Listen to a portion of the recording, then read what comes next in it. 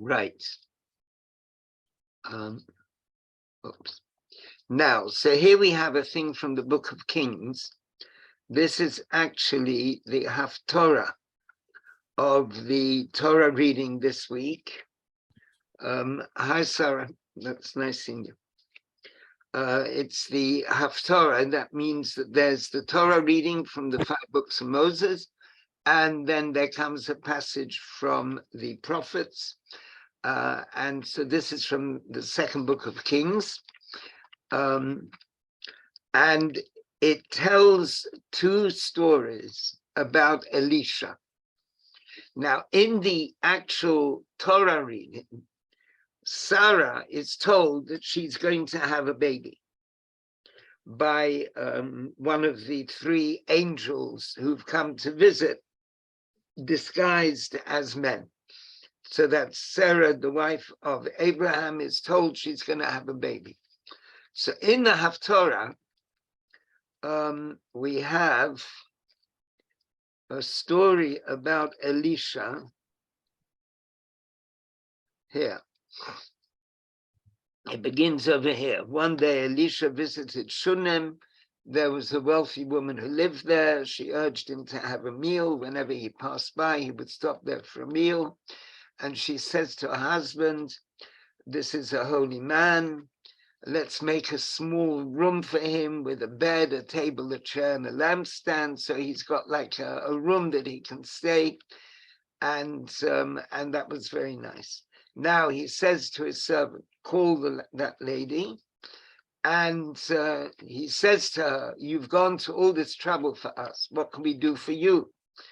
And so Gehazi points out she's got no son. All right, so she came along, and Elisha says to her, "At this season next year, you will be embracing a son." And then follows the story that the son is born, and then it's a very hot day, and he dies, and Elisha brings him back to life. But the whole idea, the way in which the reading from the prophets is supposed to mirror the Torah reading, the reading from the Pentateuch, from the 5 books of Moses, from the 5 books of Moses. So that is in the second part of this text.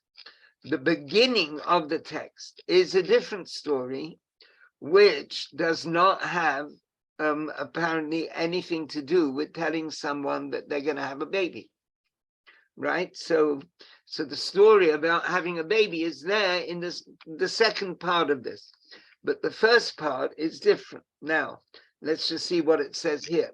The Isha Achat, this is at the beginning of the Haftorah.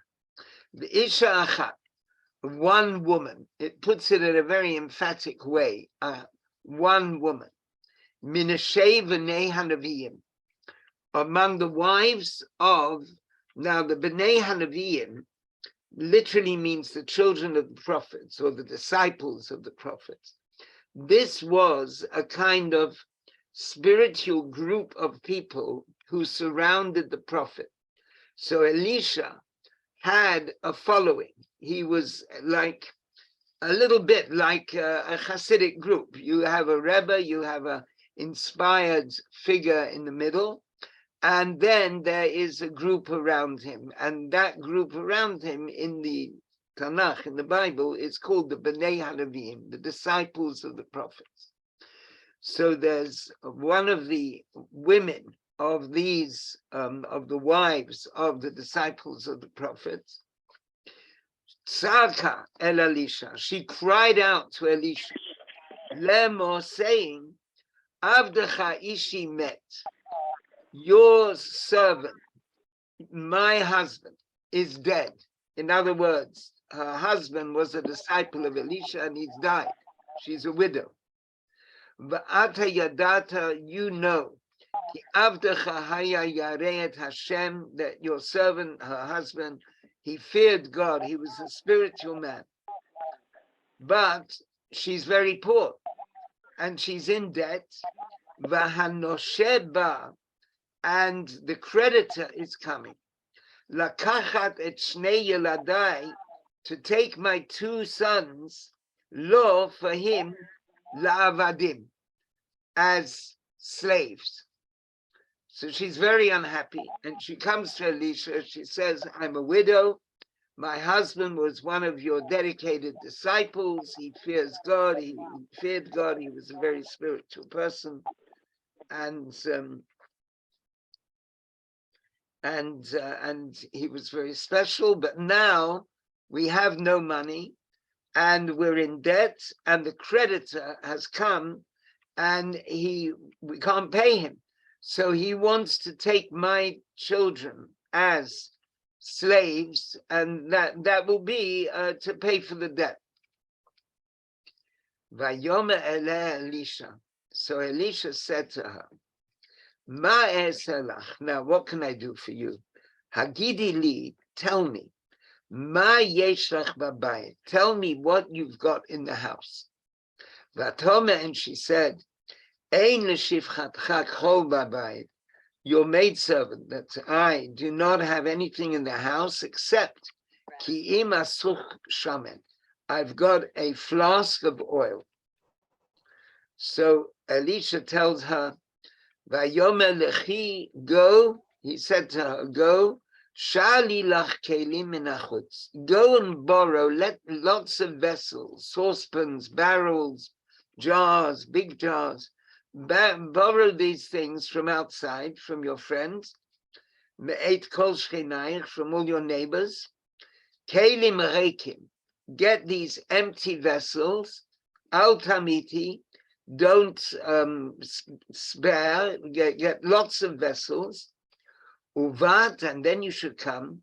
Vasagat hadelet ba'adech, and you should close the door on you, u'ba'ad banayich, and your two children. Vayatzakt al kol hakelim ha'ela, and having got all these barrels and jars and tubs and saucepans, you should start pouring the oil from the flask of oil that she's got. All she's got at home is a flask of oil. So he's telling her, borrow all these empty vessels and then start pouring oil. Vahamale tasi, and as one barrel gets full, move it away and get the other barrel. Vatelich mito, she went away from him. Vatisgo hadelet, she shut the door ba'ada or ba'ad baneh, closing up her and her two children. Hey magishim alea, and they are bringing to her the empty vessels. Vihimot tzakat, and she is pouring the oil. Vayihikim lo takelim, and when all the vessels were filled with oil, Vatome el bana, she said to her son, Hagisha lai od keli, bring me another vessel. I need another empty vessel. Vayom eleh einod keli. He said, there are no more empty vessels. Vayamod hasham, and at that moment the oil stopped pouring. So Vatavo Vataged le'ish Elokim, she came and told the prophet, the man of God. Vayomen, he said, Lechi michriat Hashem, and go and sell the oil, and with the money you get for that, v'shalmeit nishyech, you'll be able to pay off your debts. Va'at tichyi b'notah, and with what is left over, you will be able, you and your va'atu v'nayich, you and your sons, tichyi b'notah, you will live with what is left, what is extra. So by selling the oil, some of the money will go and pay off all the debts, and then there'll still be money left. And with that money, you'll be able to live. You've got money to live. Okay, so that is a beautiful sort of miracle story in the Book of Kings, where there's a sort of a cycle. There are two cycles. There's stories about Eliyahu, Elijah, and then there's stories about his disciple Elisha. And so here we have a story about Elisha, and the second part of the Haftorah is another story about Elisha, how he told a woman that she will have a baby, and that second part mirrors the Sedra of the week, mirrors what we have in the Torah reading of the angel telling Sarah that she's going to have a baby, even though she's very old, and Sarah's very surprised and she laughs and so on, but she does actually have a baby. Now, So now we have the discourse, and in order to get in the mood for the discourse, we are going to hear the melody of the discourse. That there is I, Nicole, and Eve, and Eleanor, and Chesed. So let's find the melody of the discourse.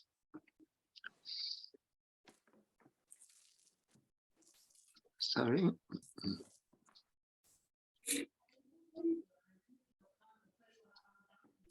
Are there any comments at this point just about this part of the story? This story from the Bible?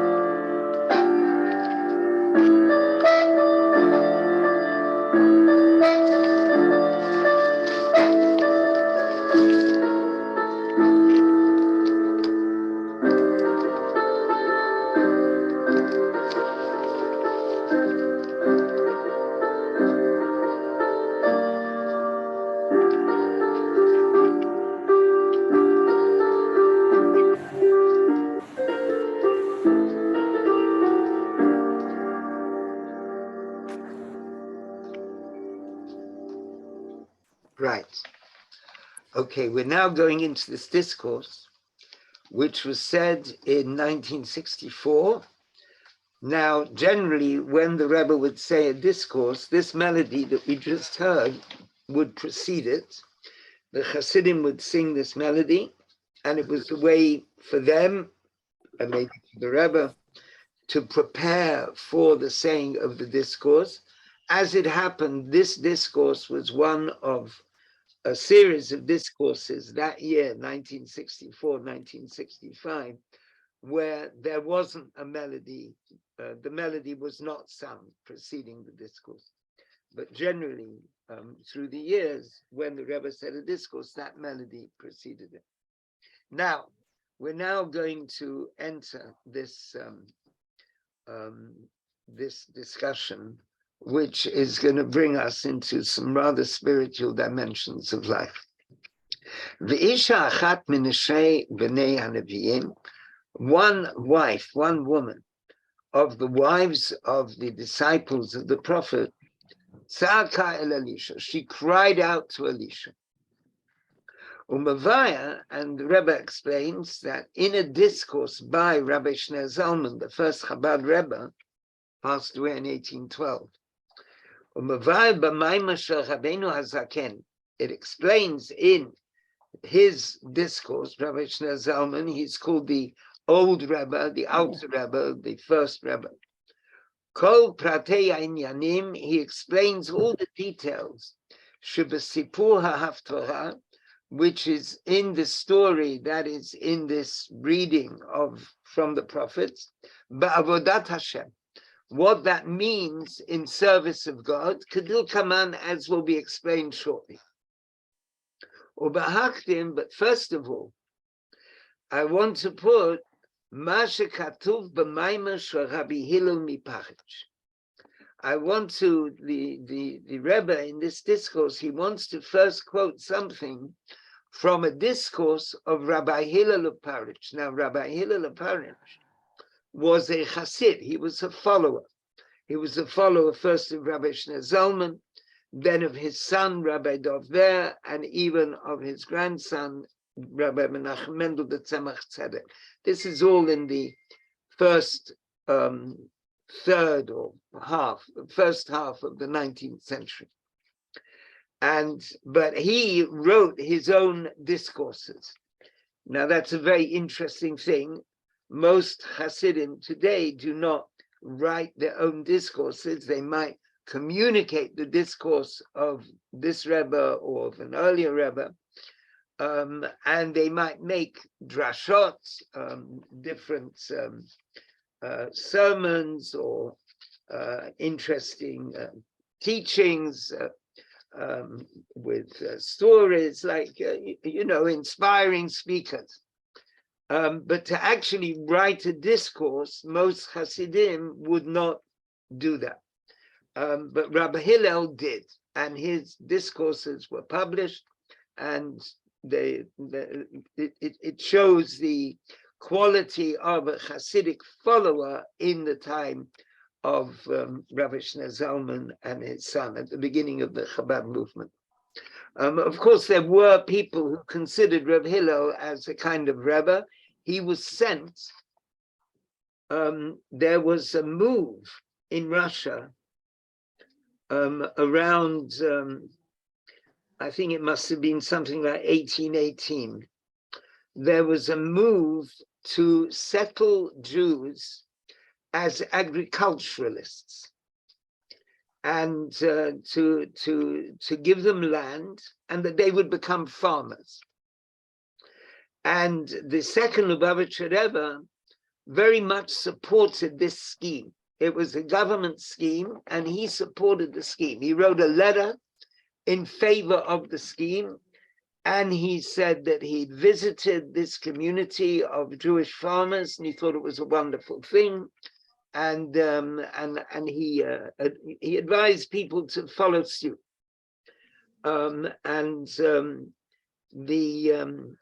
Hillel was appointed as a kind of roving teacher to go and visit the farmers and teach them Hasidic teachings, so that they're now cut off from the centers of Jewish life. They're there on these farms, quite a long way away. So Reb Hillel, he became a kind of a roving teacher, so it's I heard of some people thinking of him as a Rebbe in his own right. Now he wrote, based on a teaching of Rabbi Shneur Zalman, Ge'ein Hakdama, a kind of introduction. And what does it say in this introduction? Now, this is something very general. It is about the nature of the Bible. Dehine Yadua. You see, what we've got here is a Bible story. It's a story in the Book of Kings. So Reb Hillel wrote a kind of introduction to this discussion, this spiritual discussion of the story. And he wrote a general discussion relating to all the stories in the Bible. Dehine Yadu, it's known, Shekol HaSipurim Shebetanach, all the stories in the Bible. Hagam Shahayu Kipshutam, even though on the one hand they took place as they are written, they are describing reality. Because the verse always has a literal meaning, and that literal meaning is true, and we accept it. Mikol makom, nonetheless, lama bacharu hanaviim sipurim elu daika. Why did the prophets choose these stories, luchotvam b'Tanach, to write them down in the Bible? The Bible was basically written by a series of prophets. So why did these prophets choose these stories to put in? Al kochech halomah, you must say, mipnei sheramzu bahem, because these stories are hinting, razin, secrets, v'sodot, hidden things, elyonim, which are very exalted, v'kama drachim la'avodat Hashem, and many pathways in service of God. So the fact that this story or that story is written about Elisha or about Elijah or about King David or King Solomon, whatever it's saying, it has actually got some meaning in service of God. That is, up to here, this is this little introduction by Rebbe. So the Rebbe goes on, umuvan, and it's understood. Just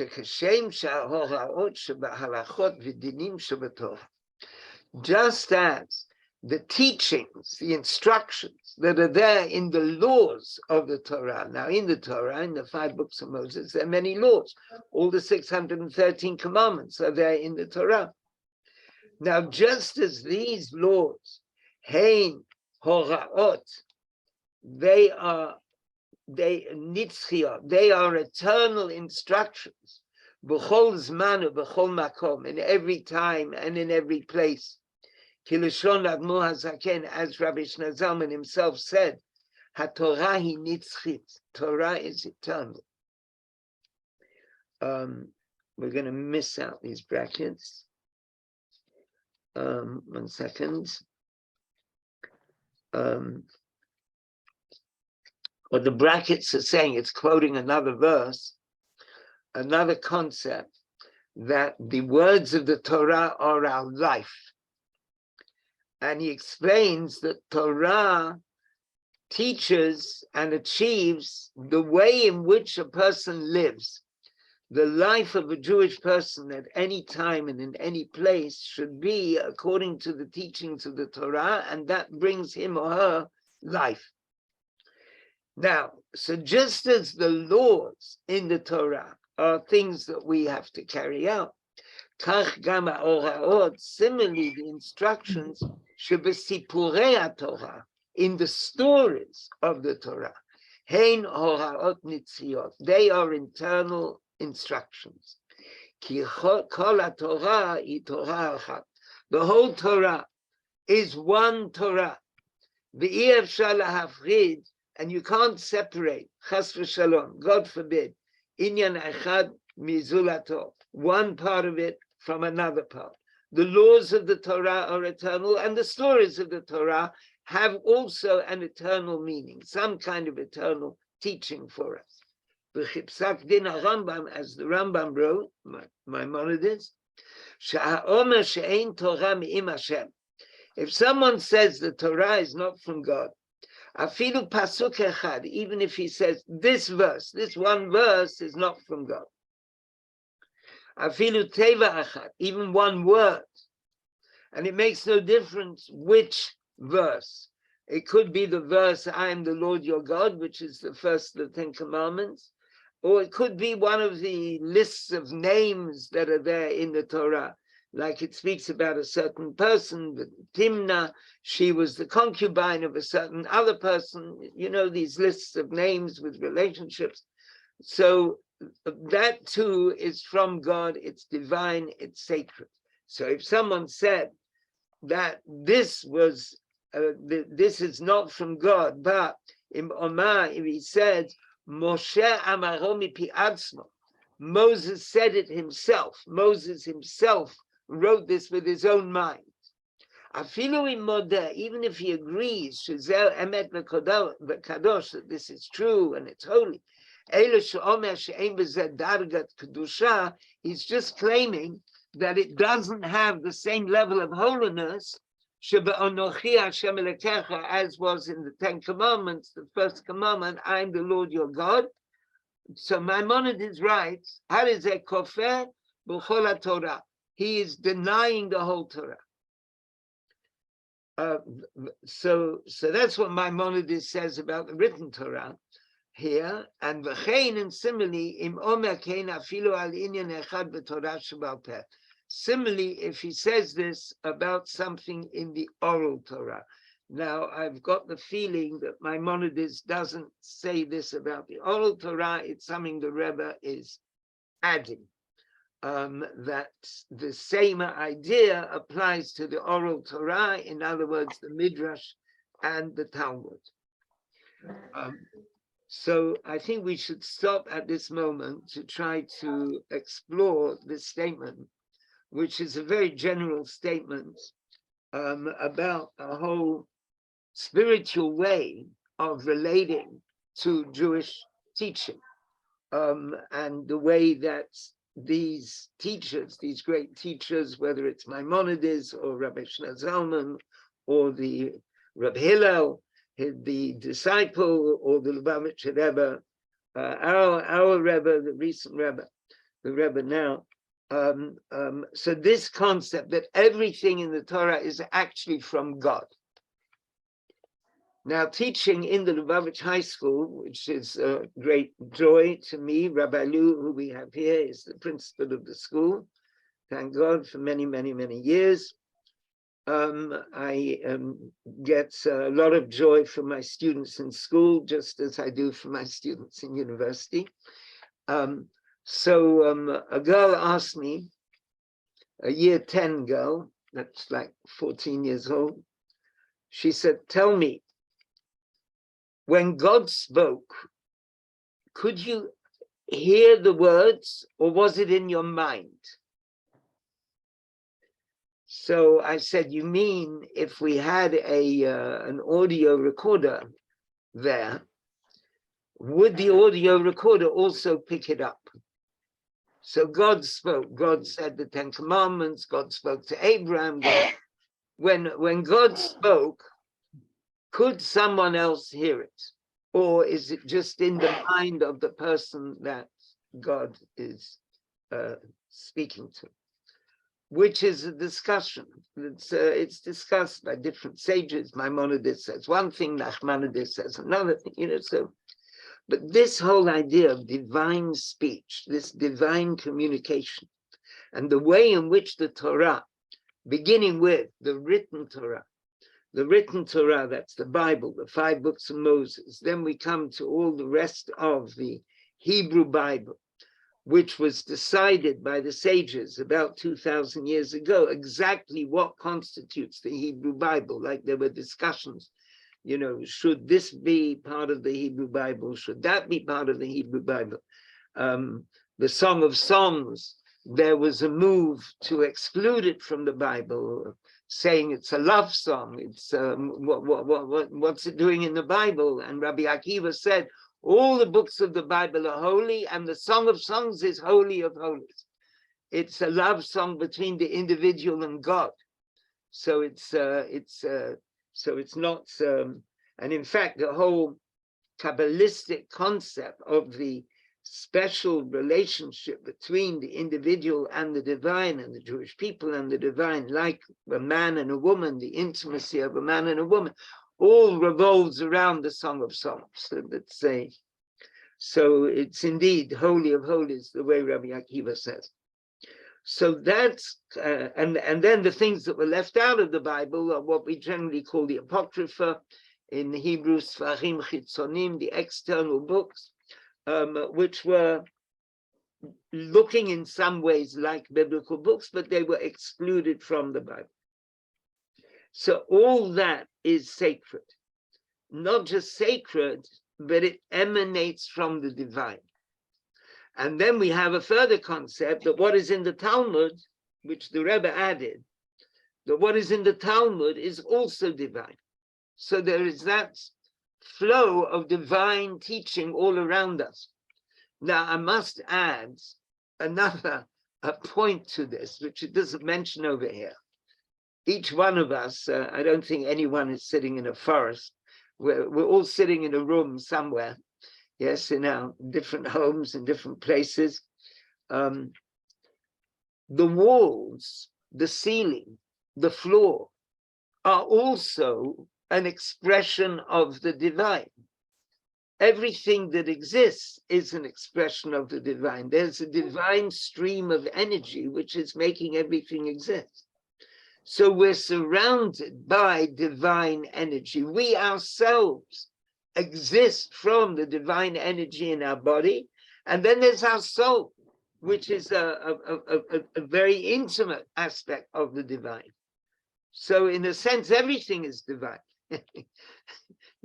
There was it's all God, and in fact there is a a way of looking at the world. Ein od milvado. There's nothing apart from God. The whole thing is just God. It's God in different aspects, the different tints, as it were.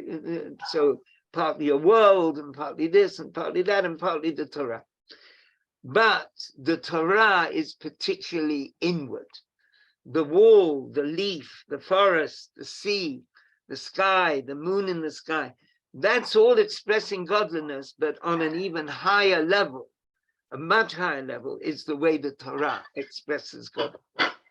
Because the Torah identifies itself as the word of God, as a divine teaching. We could look at the moon or the mountains and the sea or the leaves blown in the wind. We could see the divine quality in them, or we might not. We might think, oh, what a lot of leaves on the, we have to clear up the leaves from the garden path. They're just a nuisance. You don't think of it as something divine. It's just a nuisance. Of course, someone can come along, paint a beautiful painting of the leaves on the garden path, and suddenly you appreciate the leaves on the garden path. But so do you see what I'm trying to get at? Yes, to try to explain this concept of the word of the divine and the way the word of the divine comes to us from these Torah teachings, including the stories which are in the Bible. So does anyone have a comment?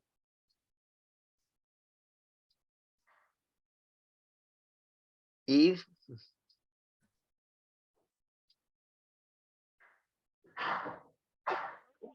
Well, I think that, in a way, listening to the Rebbe's discourses is kind of proof of how things interconnect and how, the most, minor things like a word repeating suddenly acquires significance. Yes. Yes, I mean, that's the basis of the whole Talmud. A word repeating, a vav in the word, whether it's written with a vav, without a vav, every little detail has a tremendous amount. It's communicating something. Yes. Do you think it's a pity that it's become limited to so few people doing it? I mean, if it's true that everybody has their little bit to contribute to Torah, wouldn't it be a great thing if more people could be creative in that way, or could hear that way, or could work that way? We can all be creative in Torah. We're supposed to be creative in Torah. When we study something, we're supposed to analyze it, think about it, write. The term in Hebrew is chidushim, new insights. And there is the Rebbe very much encouraged this in all aspects of Torah. And throughout the Torah world, the idea, not only the Hasidim, the non-Hasidim, the Lithuanian Talmud scholars, they understand that when you study something, you might realize something new, and you'll put two and two together, and you recognize what it says in this page. So 100 pages elsewhere, 100 pages away, it says something equivalent or contrasting, and then you find a third place which connects it all together, and you write it down, and that's your chidush, that's your new insight. The English word is novellae, new ideas. So we should all be doing that. Good. And we don't get shot down when we do it, because I rather think we do these days, don't you? It depends. It depends what the direction is of. It's at that point that one's insights. Is this an insight which is going in a true direction, or is it what's called in Yiddish a boichsvara, how would you translate boichsvara, Rabbi Lu? An idea from the tummy. Yeah. Yeah, well, So I don't know. is Yeah, it I a don't think genuine it, insight or a pure insight, or is it just um, you know, on a lesser level of? I mean, there are fake Torah teachings, such as on Purim. There is ancient custom of people making up fake Torah teachings, which look exactly like real Torah teachings. And it sounds like a real Torah teaching, but it's all a joke. really. But it's all a joke. Oh wow. And this Oh is called a wow. Purim Torah. A Purim Torah. Well, when we get to Purim, can you give us some examples? There's, I think people have written books about it. They're actually, you could go on Scholar Google and do Okay. Torah. You'll find something. Okay. Oh, that's great. We've That's fun. Yeah. got our work cut out, just learning the basics, haven't we? Sorry, what you say, Eleanor? We've got our work cut out. Oh, just learning the basics. Struggling to learn the basics, and yeah, I can't imagine having that feeling of confidence of knowing Torah so well that I would find new things. I mean, I find new things constantly in terms of my faith, but that's because I'm struggling on with my journey, you know. Well, you see, it could be a part of the Torah that one studies, which one suddenly realizes it applies to me as an individual, or it could be to Yes. another person as an individual, and it might be something meaningful that you could share with other people, that this is how you have understood this. So the guidance that Hasidic teachings present particularly shows pathways in order to understand the sort of direction of Torah as something which is our own story. This really is in the very first Hasidic book printed, which is a book by someone called Rabbi Jacob Joseph of a place called Polonoia, probably in Ukraine. So Rabbi Jacob Joseph's book says on pretty well the first page, the basic principle is everything in the Torah applies to every single individual, always, everywhere. So it might be talking about Abraham and Sarah, but it's applying to us, that there's some sense in which that is our story. One way of understanding it is that the Torah is a kind of psychological map of each individual. And so, for example, going down to Egypt, coming out of Egypt, these are psychological processes that we all undergo. And so it's part of our inner identity, and the Torah is describing that. And then when you come down to more details in the Torah, it's describing that inner reality of each individual. Rabbi Lou, would you like to comment? And maybe contradict what I said? Beautiful, very, very real. I notice here in the Maimah, which I remember when it was said. Rabbi Lou was there when the Rebbe said this discourse. Yeah, I was like a youngster. I was 24 years old then. Wow. But yeah, it was. I remember being struck by the whole Maimah. But one of the things here, I'm not sure if we said it already. We're talking about the totality of Torah and how every word of Torah is equally holy. And that if a person accepts a hierarchy and says that I'm the Lord your God, that's more holy, and something else is less holy, then that person has denied Torah. That person is in a category of someone you could say that they just don't know what Torah is about.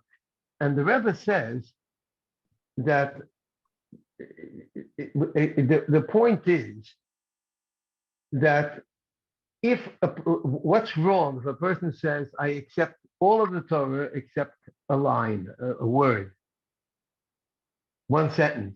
Even if he says it totally, and he says, Moshe Rabbeinu, Moses said it, it's not acceptable.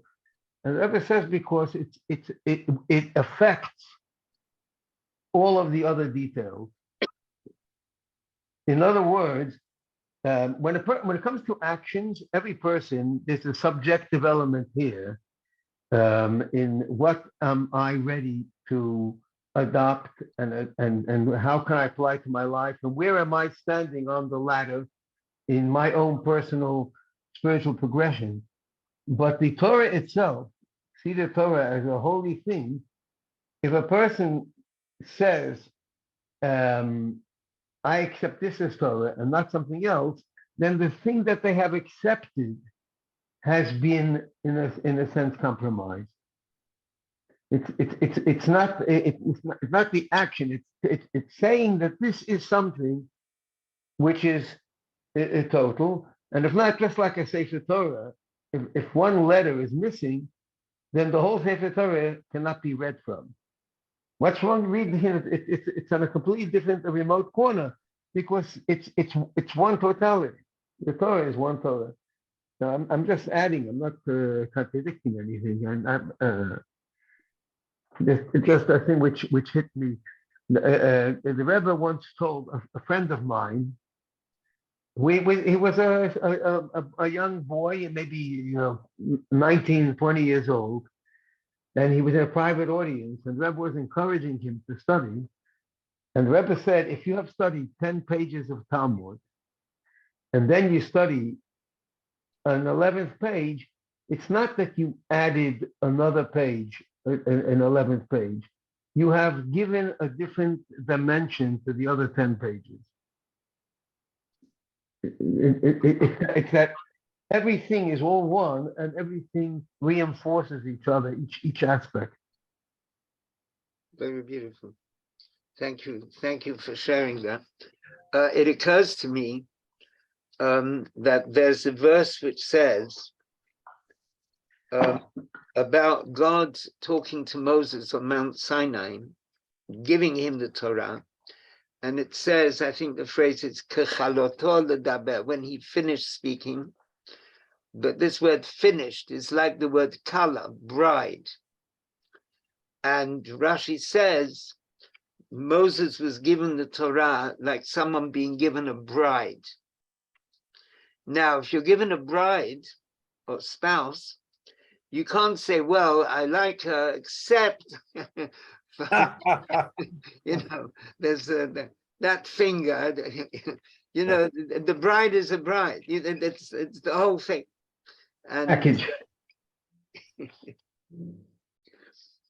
Okay, so all right. So let's go back into this discourse. Now, so similarly, that's line 5. And similarly, if we don't attribute to the teachings in the stories of the Torah, if we don't see them as eternal, so we're not only losing those stories, it's a little bit like what Rabbi Lu was just saying, but we are losing the teachings in the laws of the Torah. If we don't realize that the stories are teaching us something, then even the laws of the Torah, which are very obviously telling us do this and don't do that, they are also lacking. Even up to Anochi Hashem Elokecha, I'm the Lord your God, the first of the 10 Commandments. And it's like a Torah scroll where one letter is missing, which affects the entire Torah. And because since a certain part of the Torah is not eternal for him, but at this moment, it's not real for him. So that is in other words, the story. He doesn't see the relevance of the story to his life. So that is something which is wrong with the whole Torah, as far as this person's concerned. And so similarly, when we come to this story in our Haftorah, in the Book of Kings here, which is going to be read on Shabbat, there's going to be the reading from Shabbat Vayera, and then there's going to be the reading about Elisha. Even though that this story about Elisha took place in literal terms, so the first thing is we accept what it actually says in the Bible. The Bible is true, right? On a simple historical level. Let's just we're going to line 20. From the fact that the story is there in the Torah, in the written Torah, we understand that this is actually teaching us about service of God for us. Okay, so now comes the question of how this applies to us. And so now we're turning to a discourse of Rabbi Shneor Zalman, which at the point when the Rebbe was speaking about it, that's in 1964, it hadn't yet been published. It was in a manuscript. The Chabad store of thousands of manuscripts is an absolute remarkable thing, thousands of pages of manuscript. And then, thank God, most or all of them were printed in the course of the second half of the 20th century. I think all of them were printed. Now, what does it say in that manuscript? Kashem shetzoakim b'yechidut. Just as people cry out in yechidut. Now, yechidut means private audience, a private audience with the Rebbe. A private audience with the Rebbe is a very, very special thing, and it's something at the very heart of the Hasidic movement. Outside the Hasidic movement, you have great rabbis, scholars who write deep books or give talks and analyze the Talmud. But the relationship with the Rebbe, with the Hasidic Rebbe, is much more intimate. And you have the individual and the Rebbe meeting alone, or it might be with the individual and his family, his wife and children, or it might be a woman by herself with the Rebbe, coming to see the Rebbe. So here is this meeting between a person and the Rebbe cries out, the person meeting the Rebbe in this one-to-one meeting cries out, Al richukom elokim chai. He feels so far from God. Now, so this is Rabbi Shneor Zalman's experience, that his Hasidim come and they come to him in private audience and they cry out, Rebbe, I feel so far from God. Now, just as that happens, Cain v'yoter mekain, like this and even more, Kol neshama, every single soul, now this is talking to us, every single soul, ba'alotah b'alayla, when it rises at night, when we go to sleep at night, the soul rises up to heavenly realms. So eket b'kol ma, it cries out with a bitter voice, al richukam elokim chayim, at feeling so distant from God. Now, it might seem a bit difficult for us to appreciate why these great rabbis, and for that matter, their disciples, who were men of stature, very spiritual people, why did they feel so remote from God? And it's a kind of, it's a kind of existential angst, in a sense, a spiritual angst, that by the fact that the soul, the fact that the person appreciates something about the divine, makes him or her realize intensely how remote I am from that. And It could be that being in contact with a person like Rabbi Shneur Zalman, or another great rabbi, or the Lubavitcher Rebbe, would make the person feel that it is possible to be a human being and be connected with holiness. And what am I connected with? How do I live? What are my thoughts in my head? How do I respond during the day? What are the thoughts going through my head? And what kind of images fill my head? You know, and a person might feel that might make them feel remote from holiness. Now, so from this we come to this story in the Bible, and we're going to reinterpret the words. So there we have this verse, V'isha achat, one woman of the wives of the children or the disciples of the prophets. Now, Isha, what does it mean, woman? There is, that word woman actually means the neshama, means the soul. Why is the soul called a woman? The soul is called a woman even if it's the soul of a man. Because there is a phrase, Isha Yirat Hashem, a woman who fears God. This is in the section written by King Solomon that we read every Friday night at the Shabbat table, a woman of valor who can find, and it ends up with the words, Isha Yirat Hashem, a woman who fears God. So the sages say this woman who fears God, that is the soul. And so when it says Isha, a woman, this is our soul. So the story is about our soul. Achat, and it's one woman. Remember, it sort of emphasizes it in the text. One woman. The word one, Ashehi achat im Hashem, because the soul wants to be unified with God. It wants to be one with God. So this is the soul wanting to be one with God. Minashe b'nei hanavim, and this is one of the wives of the disciples of the prophets. It's like prophecy. The idea of prophecy, the thing which comes from one's lips, like the prophet says prophecy, that the prophet receives teaching from God, which he then, or she, the female prophets as well, which the prophet then emits, he transmits them.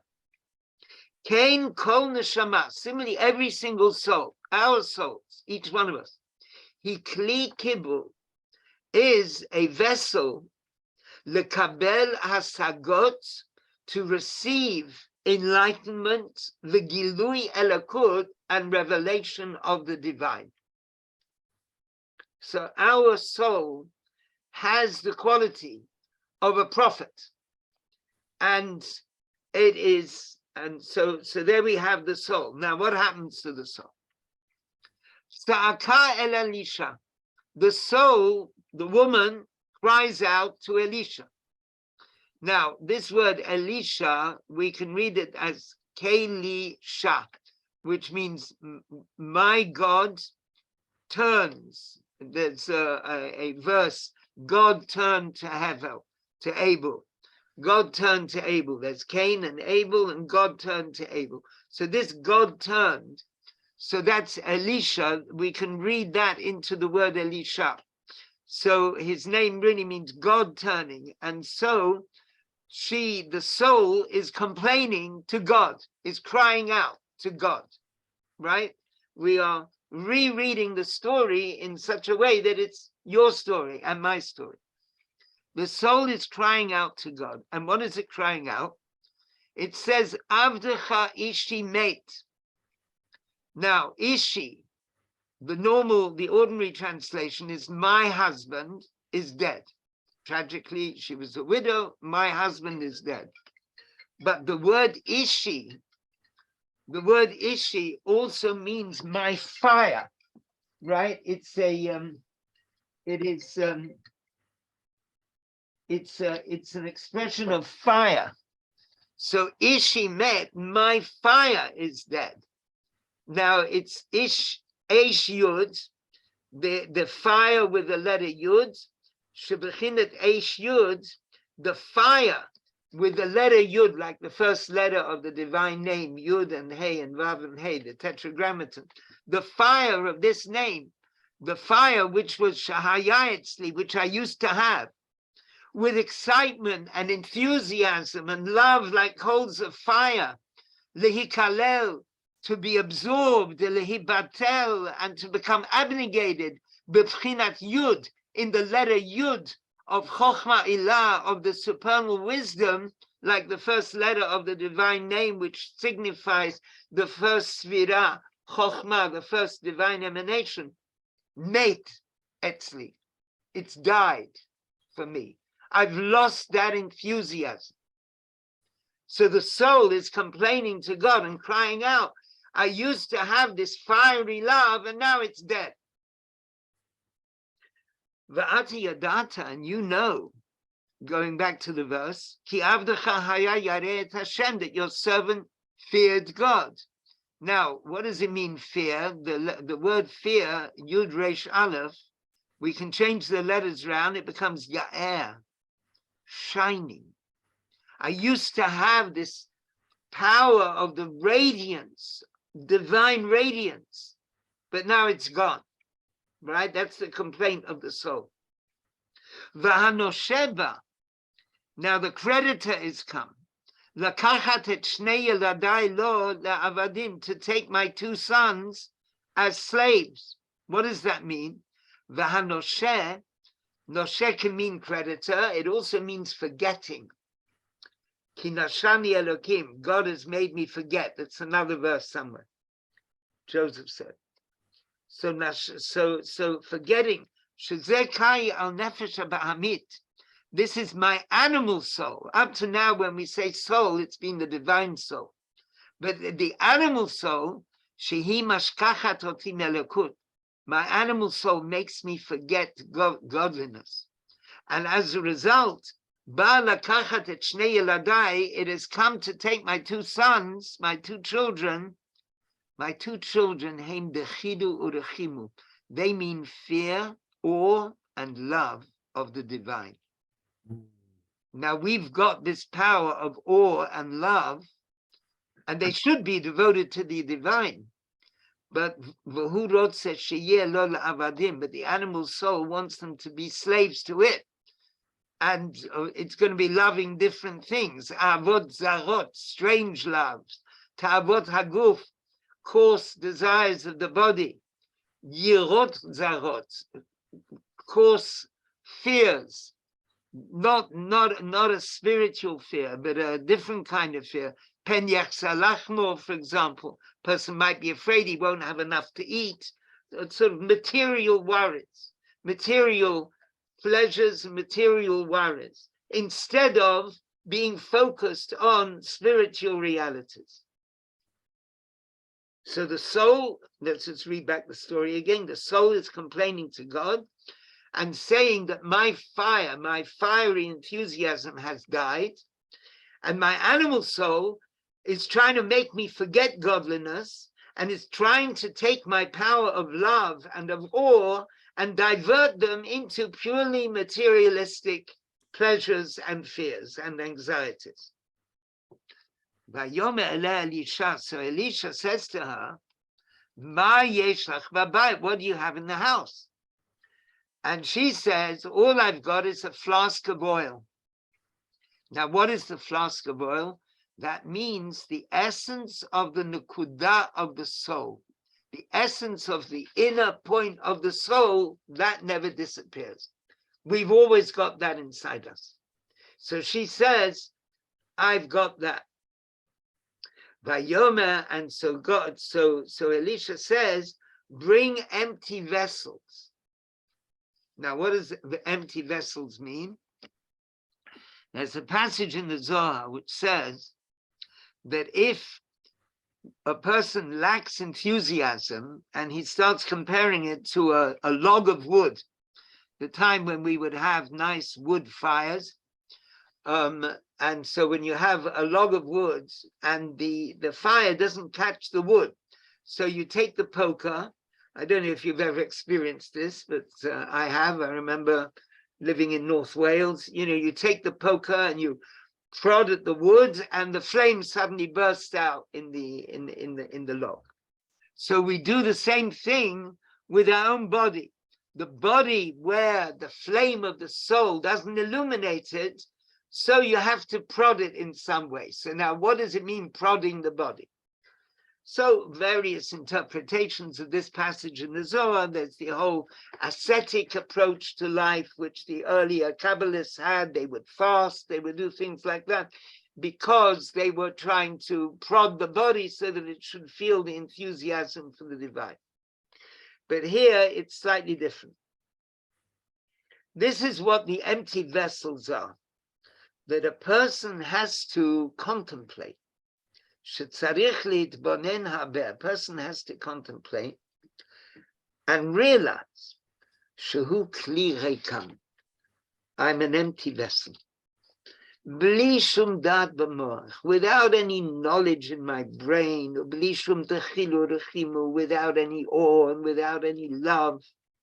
V'yitmame ma'od, and feel really bitter al vichuko, about feeling so distant from God. Vayitzak el Hashem, and cry out to God, al vichuko me'elokim chaim, at being so distant from the living God, the source of life. In other words, feeling one's own coarseness. Now, do we ever feel our own coarseness? Are we able to feel our own coarseness? The first time I met the Lubavitcher Rebbe, thank God, was in 1973. So that's coming up 50 years ago, thank God. I was in my 20s. And at that meeting, which lasted about 9 minutes, it was like something like 1 or 2 o'clock in the morning, something like that. I was, one of many, many people, each one going in, seeing the Rebbe, coming out. Then it was my turn, then it was other people's turn. I felt after that meeting that the Rebbe lets you see yourself to the extent that you can bear. Because if you saw too much, it would be too intense. And that's the self-perception that is being presented here in this discourse, that the person sees that he or she is an empty vessel. And empty, not having the qualities that one should have, whether it's that, whether it's knowledge in the brain, feeling of love and of awe in the heart, and feel how remote I am, and as a result, because one is an empty vessel and one sees oneself as an empty vessel, then the oil pours. Then after that, line 11, then one comes to the beautiful radiance of light which comes from the situation of darkness. Because in truth, the light that comes from darkness, the fact that a person feels I'm nothing, I'm an empty vessel, and then there's a kind of an illumination in that person's heart, that's something beautiful. That's what it means when Elisha says to the woman, you and your children will live with what is left over, now notar, but what's left over from the money. At, when it says you, it means the essence of the soul, you in the feminine. Uvanayich, your children, they are the fear and love which is in every soul. And you will live, tichi b'notah, The word notar means what's left over, but it also means extra, with the extra radiance that comes from the darkness. So the fact that we've been through this down, feeling so negative about ourselves, and then we come up into this sense of beautiful illumination, that is a beautiful illumination that comes to us.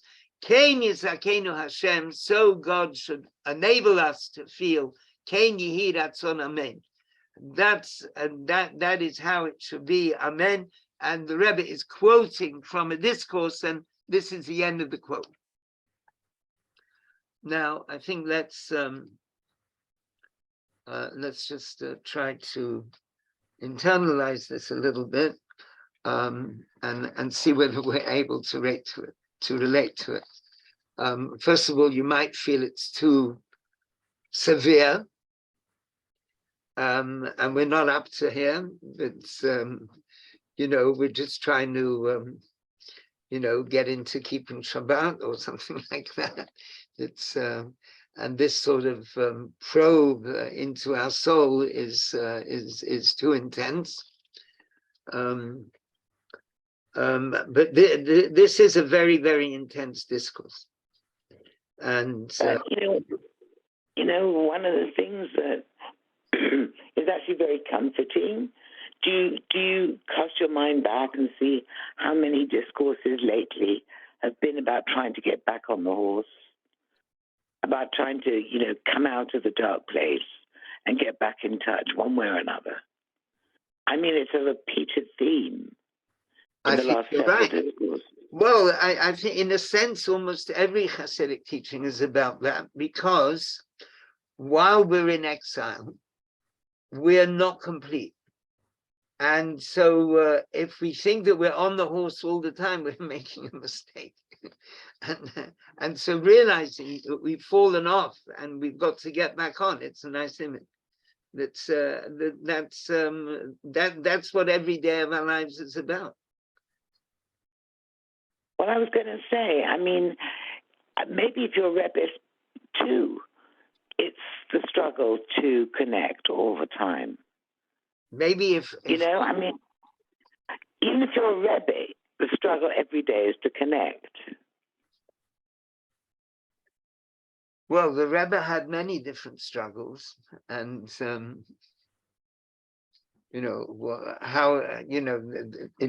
it's hard to, in a Rebbe is like a general soul who includes the souls of others. And the pain that others are experiencing is his pain. And the spiritual darkness that many of us experience, that's he worries about that. But I'm saying that, you sort of imagine that somebody has it easy, that if you're a Rebbe, you connect and you're connected, end of story. But maybe not. Maybe everybody has the same struggles. The Rebbe wrote, the Rebbe wrote, Rebbe's kind of overcome them more easily. In the last discourse that he edited, not the last discourse he said, he'd said it some years before, but it's the last discourse he edited for publication. It says that if you imagine the most complete and perfect person,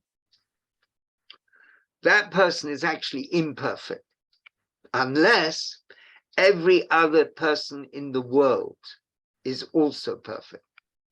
If there's in some remote corner someone who is spiritually lacking, then the most perfect person is also spiritually lacking, because we're all connected.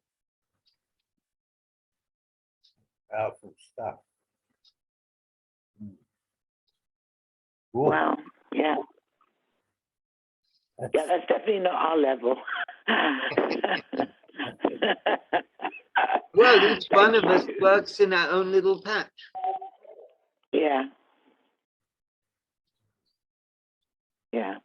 Have you got any comment, Inka?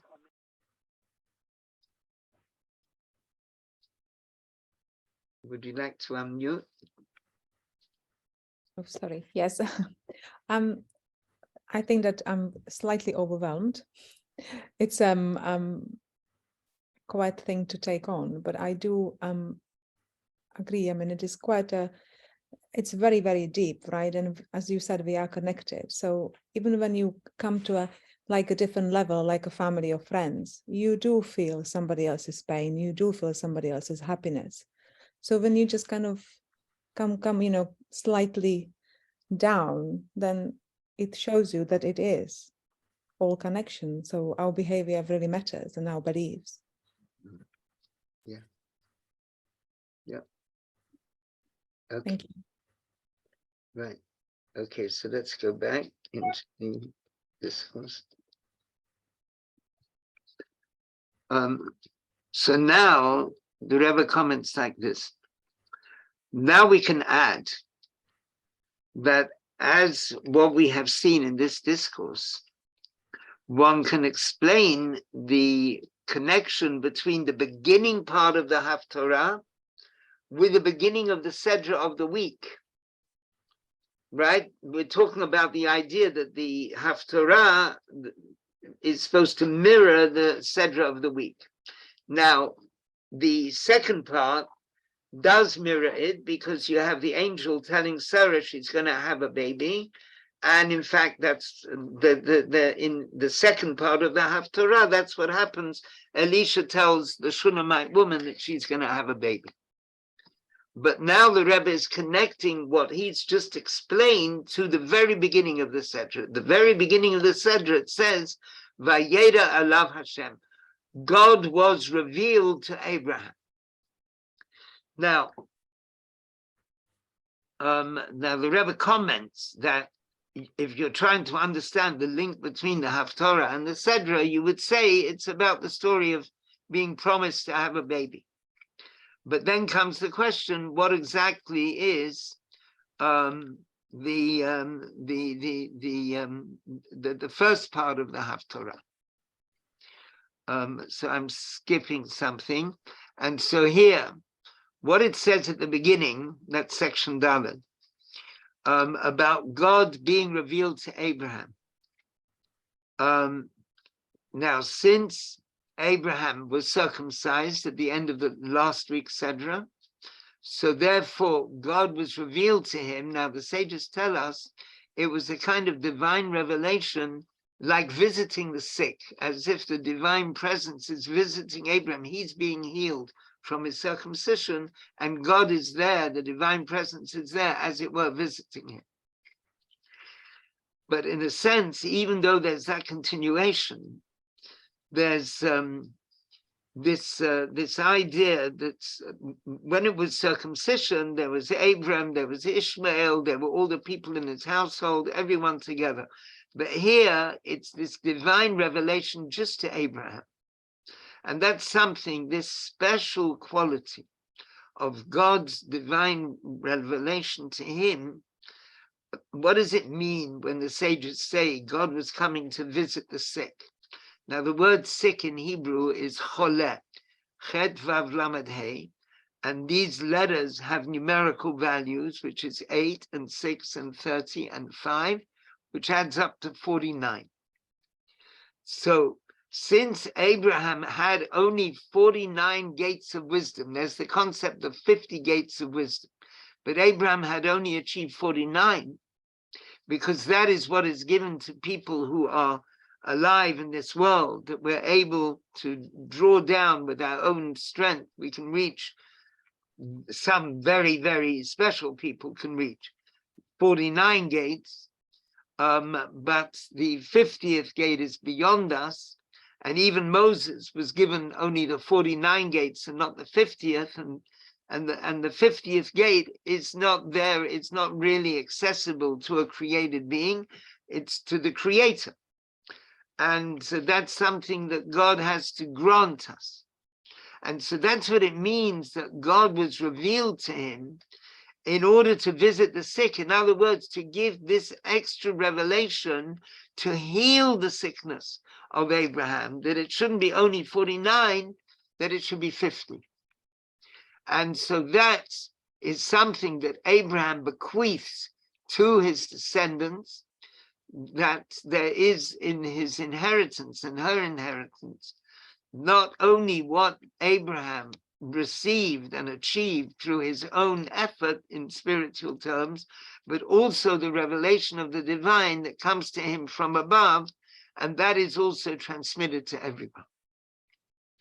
However, all this is only from the point of view of the soul, but the body conceals. You see, we're back to the story at the beginning of the Haftorah, the cry to Elisha. The soul gets this beautiful radiance, but the body is trying to conceal it.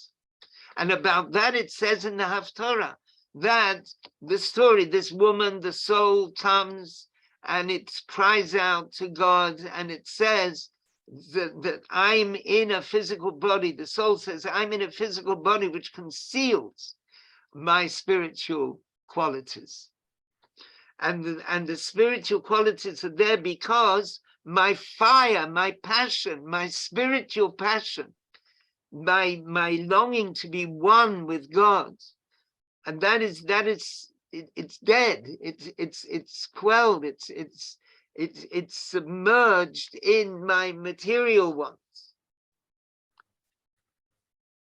As it says, at the night, the soul cries bitterly. And that is the situation of night. And night means concealment. But even so, it cries out. And this cry achieves that at uvanayich tichi benota, you and your children will live with the excess, with the extra from selling the oil, that through this comes something extra.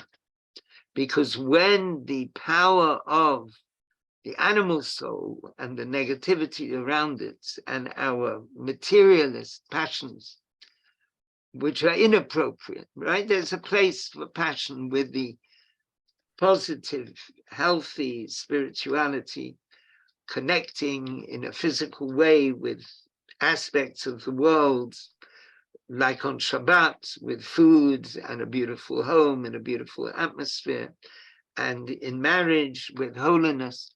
There's a place for very positive kind of passion. But when this is just diverted into purely materialist qualities, and we manage to control ourselves, we manage to hold ourselves back from our feelings or our thoughts moving in that direction, then the holiness of the divine rises through all the worlds. Since this extra radiance of light is because of the darkness. So the person who feels and is aware of darkness in his or her being, and then conquers it, then that is the most beautiful illumination. So we should experience. May it be the will of God. Amen. Mike. Amen.